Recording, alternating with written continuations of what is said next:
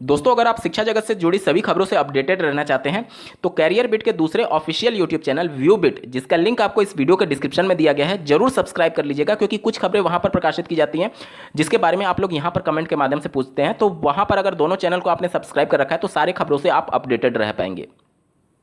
बिहार शिक्षक भर्ती में आयोग ने सफलतापूर्वक परीक्षा के आयोजन के बाद से डॉक्यूमेंट वेरिफिकेशन का काम स्टार्ट कर दिया है। टीजीटी पीजीटी के लिए डॉक्यूमेंट वेरिफिकेशन जो है वो 4 सितंबर से प्रारंभ हो जाएंगे और पीआरटी के लिए जहां तक आयोग का प्रेस कॉन्फ्रेंस में चेयरमैन के द्वारा दिया गया स्टेटमेंट है उसके हिसाब से 20 से 25 के बीच में जो डॉक्यूमेंट वेरिफिकेशन है वो जो प्राथमिक वाले अभ्यर्थी हैं उनका स्टार्ट हो जाएगा।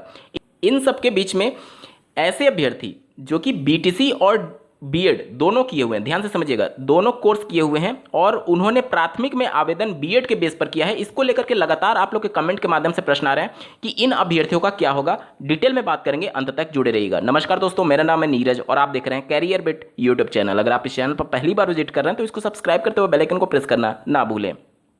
ऐसे अभ्यर्थी जो कि बीएड और डीएलएड दोनों कोर्स किए हैं तो वो टीजीटी पीजीटी और साथ ही साथ प्राथमिक सबके लिए पात्र हैं। प्राथमिक बीटीसी के आधार पर, डीएलएड के आधार पर और बीएड के आधार पर ऊपर वाले केस में।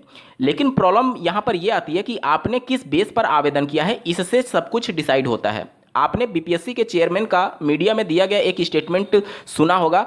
उन्होंने ये कहा था कि आवेदन में जो भी अभ्यर्थी डिटेल भरे हैं उसको हम लोग सही मानते हुए उसी के आधार पर डॉक्यूमेंट वेरिफिकेशन करेंगे।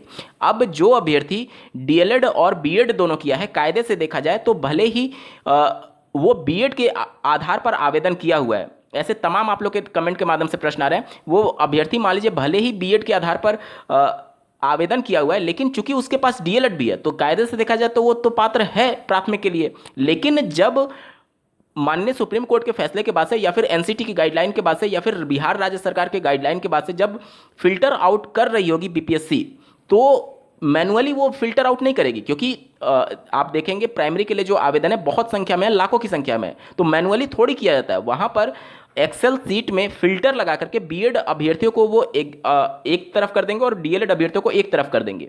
तो भले ही आपके पास वो पात्रता है डीएलएड वाला, लेकिन जब बीपीएससी इसकी लिस्ट बना रही होगी तो वो सिस्टम से बनाएगी। कहने का मतलब कंप्यूटर से ही तो लिस्ट जनरेट किया जाएगा, लाखों की संख्या में अभ्यर्थियों का मैनुअली थोड़ी किया जाएगा।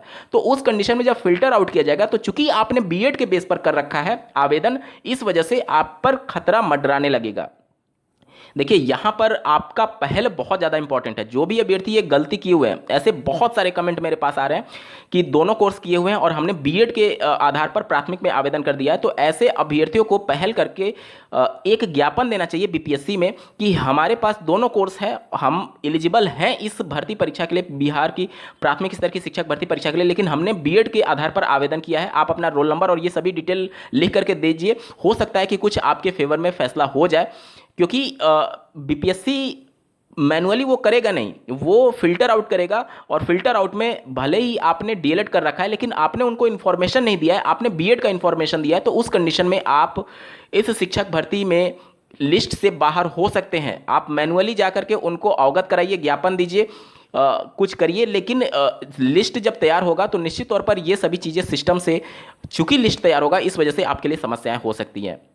आप लोग ज्ञापन दे सकते हैं और बीपीएससी से गुहार लगा सकते हैं, हाथ जोड़कर कुछ भी करके, क्योंकि यही एक रास्ता बचा हुआ है, बाकी इसका कोई दूसरा रास्ता नहीं है। क्योंकि सिस्टम से जब फिल्टर लगाया जाएगा तो जाहिर सी बात है, आपने बीएड के बेस पर कर रखा है तो वो फिल्टर आउट हो जाएंगे आप, क्योंकि आपको डीएलएड भरना था, आपने बीएड भर दिया है, आपके पास दोनों विकल्प था। लेकिन आपकी गलती ये मानी जाएगी कि चूंकि जब आपको पता था कि माननीय सुप्रीम कोर्ट में मामला चल रहा है तो आपको बीएड वाला अप्लाई ही नहीं करना चाहिए था। जब आपके पास दोनों कोर्स है तो आपको डीएलएड से अप्लाई करना चाहिए था। अब गलती हो गया है तो निश्चित तौर पर आपको पहल करना होगा, बीपीएससी में जाकर के इसके संबंध में ज्ञापन दीजिए कि आपका रोल नंबर ये है, ये सभी चीज़ें हैं और इस वजह से हमारे अभ्यर्थन को कैंसिल ना किया जाए। और इस वजह से अगर वो चाहें तो कुछ हो सकता है, अन्यथा की कंडीशन में बहुत समस्याएं होंगी।